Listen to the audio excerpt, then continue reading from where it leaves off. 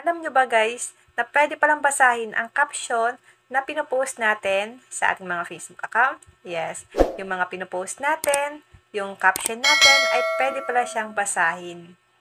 Basahin siya ng malakas. Ito lang po ang gagawin nyo kung gusto nyo pong malaman kung paano. Sundan nyo lang po ang gagawin ko. Punta lang tayo sa ating Facebook. Click natin ang what's on your mind. Then dito, mag-type tayo kung anong sasabihin natin. Sabihin na lang po natin dito ay, good morning everyone. Ayan guys. Kung gusto mong basahin ang inyong caption, i-highlight mo lang siya guys hanggang dito. Ayan. Click nyo lang ang 2 dots.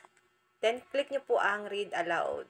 Hindi ko na siya guys ipaparinig sa inyo kasi baka magkaroon po ako nito guys ng copyright. Iniiwasan ko yung mga ganitong na may nagasalita, then galing pa sa Facebook. Iniiwasan ko siya guys na iparinig. Kayo na lang po ang bahala na mag-explore. Basta sinabi ko lang po sa inyo kung paano po ba yun gagawin na babasahin niya ang inyong caption ng malakas. Ganun lang po kadali itong update ni Facebook na babasahin niya ang caption mo ng malakas. Kung hindi ka pa sa akin nakafollow, Positive Mind sa aking Facebook page and then sa aking YouTube channel, RK Willow, para maging updated ka lagi sa lahat ng tips at video tutorial na ina-upload ko. And now, thank you for watching. God bless you all.